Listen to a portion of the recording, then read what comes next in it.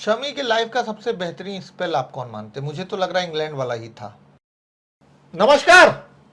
Excitement excitement इसलिए कि जिस बॉलर की बात होने वाली है वो एक लास्ट मैच में इतना बड़ा एक्साइटमेंट दिखाया। बिल्कुल। आप उस बॉलर का नाम बताएं हमें। नमस्कार। सबसे पहली बात तो ये है कि उस बॉलर का नाम है मोहम्मद शमी। क्या बात है। जो आज भारत के अब पूरी दुनिया के जबान पे मोहम्मद शमी का नाम है, क्योंकि जो परफॉर्मेंस उन्होंने करके दिखाया है वो लाजवाब है। और शायद ये हमारे देश की किस्मत है, हमारे क्रिकेट कि हमारे पास ऐसे बॉलर हैं जो कभी पहले ऐसा होता नहीं था कि हमारे पास स्पिनर हमेशा अच्छे रहे, लेकिन फास्ट बॉलर जो है वो इस तरह का होगा, हमें मिलेगा जो हमें मैचेस जिता, अपने दम पे मैचेस जिता के देगा। ये कभी आज 15-20 साल पहले आपने सोचा नहीं होगा जब हम लोग क्रिकेट देख रहे थे, क्योंकि हमारे पास बहुत ज़्यादा वैरायटी नहीं थी। लेकिन मोहम्मद शमी जैसा बॉलर जो आपको जब आपको विकेट की ज़रूरत हो तब विकेट लेके देता है, तो ऐसे बॉलर हम बहुत ज़्यादा खुदकिस्मत हैं कि हमारे पास है। जब रोहित ने उनको दूसरे स्पेल में लाया, याद होगा आपको, हाँ। निक करके केएल राहुल ने वो जो कैच लिया, हाँ। एक बॉलर की मनोस्थिति जब वो दूसरे स्पेल में आता है और बॉलिंग करता है और पहले ही गेंद पे विकेट लेता है, बिल्कुल, तो उससे जो इनकरेजमेंट और उसको जो उसका भावना बदल जाती है मैच को लेकर के, उसके बारे में कुछ आप प्रकाश डालिए। देखिए क्या होता है कि समी आपको याद होगा कि स्टार्टिंग के 3 मैचेस समी नहीं खेल पाए थे जी। क्योंकि जगह नहीं बन रहा था। लेकिन कहते हैं ना किस्मत कि अचानक से पता पांड्या या इंजर्ड हो गए, उसके बाद एक और फास्ट बॉलर की ज़रूरत थी हमें, और शार्दुल ठाकुर का परफॉर्मेंस उतना कुछ खास नहीं हो रहा था, तो कहीं ना कहीं शमी को लाया गया। और शमी ने जिस तरह से पहले मैच उन्होंने न्यूजीलैंड के साथ खेला, और जिस तरह से न्यूजीलैंड के प्लेयर्स को बहुत जल्दी ख़त्म कर दिया, देखा जाए तो एंडिंग में तो लगातार विकेट लेते रहे, 5 विकेट लिया। फिर दूसरे मैच में इंग्लैंड के साथ जैसा हमने देखा कि क्या परफॉर्मेंस, 4 विकेट लेके फिर से इंडिया को मैच जिताया। तो कहीं ना कहीं जो उनका जो कॉन्फिडेंस लेवल है कि भाई मुझे मौका मिलेगा तो मैं अच्छा खेलूंगा, अच्छा खेल के दिखाऊंगा। उसके पहले भी कई एशिया कप में भी उनको बहुत कम चांसेस मिले थे, लेकिन जब उनको चांस मिला तो फिर उन्होंने 5 विकेट लिया था। तो ये है कि उनके अंदर है कि वो जो जज्बा होता है क्रिकेट का, वो उनके अंदर बहुत ज़्यादा है। एक और बहुत इंपॉर्टेंट बात, एक इंसान जो अपने पर्सनल लाइफ में काफ़ी परेशान था जी, जिस तरह से उनकी पत्नी का चीज़ें हुई, जिस तरह से उनकी टीम में इससे निकाला गया एक समय पे उनको, इस समय एक टीम में वापसी हुई उनकी, एक ऐसे उतार चढ़ाव के बाद अगर आप विश्व कप में सेलेक्ट होते हैं और आप उतनी बेहतरीन बॉलिंग करते हैं, तो देश के प्रति जो समर्पण उनका दिखता है, उस पे आपका क्या टेक है? देखिए ये मोहम्मद शमी का तीसरा वर्ल्ड कप है। 2015 में उन्होंने खेला, 2019 में खेला और ये 2023 में। इन 14-15 साल के इनके करियर में बहुत सारी चीज़ें हुई, ऐसा नहीं वो सबके साथ होता है। आज इंसान पर्सनल लाइफ में बहुत सारे प्रॉब्लम्स आते हैं, लेकिन आप उसको कैसे टैकल करते हैं, कैसे हैंडल करते हैं, वो इम्पोर्टेंट होता है। और शमी ने जो भी उनकी लाइफ में हुआ, चाहे उनकी पर्सनल लाइफ हो या प्रोफेशनल लाइफ हो, उन्होंने अपने क्रिकेट के ऊपर फोकस किया, पूरा फोकस उनका।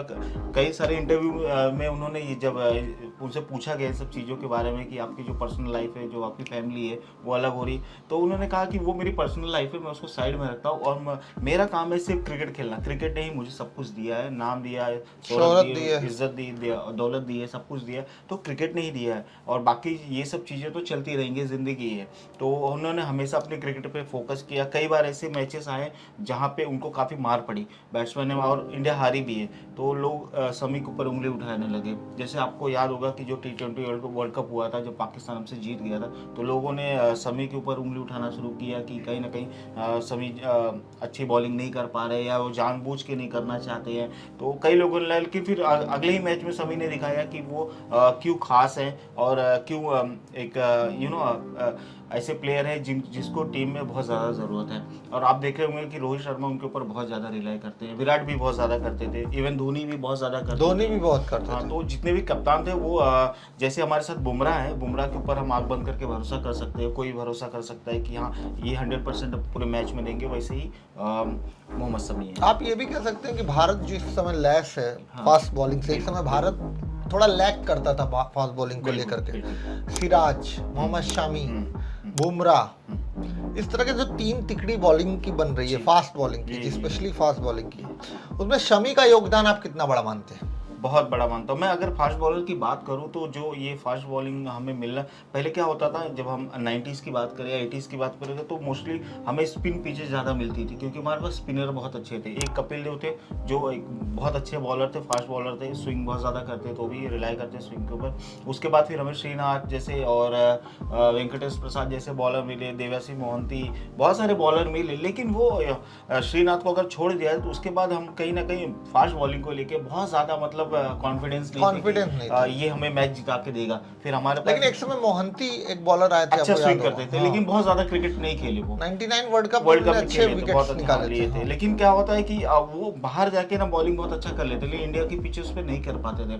फिर हमारे पास जहीर खान आए। जहीर खान ने दिखाया कि वो इंडियन पिचेस पे भी अच्छा बॉलिंग कर सकते हैं और बाहर भी कर सकते हैं। फिर धीरे धीरे लोगों का कॉन्फिडेंस बढ़ते गया कि जब जहीर खान अच्छी बॉलिंग इंडिया के पिचेस पे कर सकते तो हम क्यों नहीं कर सकते। बिल्कुल। फिर धीरे धीरे हमारा जो फास्ट बॉलिंग का मुनाफ पटेल और बाकी जो बॉल प्रवीण कुमार, बहुत सारे ऐसे बॉलर आए जिन्होंने कहीं ना कहीं फास्ट बॉलिंग को लोगों के अंदर, जो युवा खेलना चाहते थे, फास्ट बॉलर बनना चाहते थे, इनको देख के ये फास्ट बॉलर बनने लगे। और आज वही रीज़न है कि हमारे पास बुमराह, सिराज और शमी और बहुत सारे ऐसे bowler, fast bowler, Shardul Thakur जो बाहर बैठे हुए हैं। बिल्कुल। अगर उनको चांसेस मिले तो वो भी परफॉर्मेंस करें। लेकिन ये कहीं ना कहीं बहुत अच्छा संकेत है हमारी क्रिकेट के लिए, हमारे देश के क्रिकेट के लिए, कि हमारे पास आज जो बाहर भी बैठे हैं वो भी तैयार हैं आगे आने। लेकिन एक और डर है कि इस विश्व कप के बाद बहुत से लोग रिटायर भी हो सकते हैं। बिल्कुल। तो ये अंतिम विश्व कप भी कहा जा सकता है शमी का, आप बोले। मुझे ऐसा लग रहा है क्योंकि फास्ट बॉलर की जो लाइफ होती है बहुत ज्यादा दिन नहीं रहती है। वो बहुत ज्यादा खेले, फिर भी शमी ने 3 वर्ल्ड कप खेला और तीनों वर्ल्ड कप में अच्छा परफॉर्मेंस किया। ऐसा नहीं कि मतलब परफॉर्मेंस नहीं किया उन्होंने, और लगातार पर। लेकिन मुझे नहीं लग रहा है कि अभी 32-33 साल के शमी, तो अगले 4 साल में तो 37, तो मुझे नहीं लग रहा है कि, जहाँ तक मुझे लग रहा है कि ये उनका वर्ल्ड कप। रोहित शर्मा जिस तरह से उनके ऊपर कॉन्फिडेंस दिखाते हैं, उनकी बातें करते हैं, हाँ। उनपे उनको एक महत्वपूर्ण जगहों पर बॉलिंग अटैक में शामिल करते हैं और एक स्पेल उनको देते हैं बीच बीच में। तो वो जो टेक्निक है कप्तान के इस्तेमाल करने की शामी को, उस टेक्निक के बारे में कुछ बताएं। ये देखिए, ये प्लानिंग होता है कि जहाँ लगने लगता है कि मैच हाथ से निकल रहा है, हमें विकेट लेने की जरूरत है, तो रोहित सीधा खड़ा कर देते हैं बुमराह को या तो फिर शमी को। उनको मालूम है ये दोनों चाहेंगे तो ब्रेक थ्रू दिला देंगे, तो वही होता है। शमी को लाते हैं। शमी को क्या होता है कि लोग कभी कभी बैट्समैन ये सोचता है बहुत ईजी है इनको मारना, है ना, बुमराह को मारना उतना आसान नहीं है, इनको 6-4 मारना आसान है। उसी में शमी के अंदर जो कलाकारी है, जो उनकी गेंदबाजी में सबसे इम्पोर्टेंट चीज़ है, वो दिखाते हैं और विकेट लेके देते हैं। शमी के लाइफ का सबसे बेहतरीन स्पेल आप कौन मानते हैं? मुझे तो लग रहा है इंग्लैंड वाला ही था।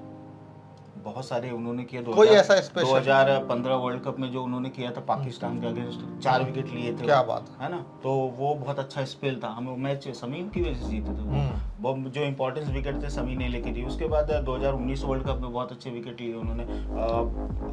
जब भी उनको मौका मिला परफॉर्मेंस उन्होंने दिया। हाँ, 1-2 मैच आगे पीछे होता ही है, ऐसा नहीं है कि हर मैच में एक ही प्लेयर परफॉर्मेंस करेगा, तो अच्छा है। शमी स्ट्राइक बॉलर है जी। आपको लगता है कि एक समय बॉलिंग कोच भी बनाना चाहिए उनको भारत का? अभी तो फिलहाल भारत जब भी वो रिटायर हो, जब भी वो एक स्थिति में आए, क्योंकि ऐसे जिस तरह की उनकी आउट स्विंग, जिस तरह की उनकी इन स्विंग, वो टेक्निक आसान नहीं है बॉलिंग बॉलर्स को। देखिए वो तो अभी हमारे बोर्ड के ऊपर डिपेंड है कि हम कैसे अपने, लेकिन एक दावेदार हो सकते हैं। जी बिल्कुल। राहुल द्रविड़ आज हमारे कोच हैं, तो हो सकता है कि शमी को हम आगे चल के जब वो रिटायर होंगे तो हम उनको बॉलिंग कोच रखे या मेंटोर बना के रखे बॉलिंग के लिए, तो बहुत सारी चीजें हैं, अच्छे हैं। चलिए, बहुत अच्छी बातें हमारे जो क्रिकेट एक्सपर्ट हैं मिस्टर धीरेन्द्र जी ने बताई शमी के बारे में, और इस तरह के नए नए वीडियो हम लाते रहेंगे। और हमारे चैनल को आप लोग सब्सक्राइब करें, लाइक करें, कमेंट करें। कमेंट ज़रूर करें, पॉजिटिव हो या नेगेटिव, इससे हमें ऊर्जा मिलती है। और कोई भी हमारे चैनल पे आकर यहाँ बैठना चाहे धीरेन्द्र जी की जगह या मेरी जगह और एक डिस्कशन करना चाहे क्रिकेट के बारे में, उसका स्वागत है। उस पर कमेंट्स करें और आएँ और बैठें। नमस्कार, बहुत बहुत शुक्रिया।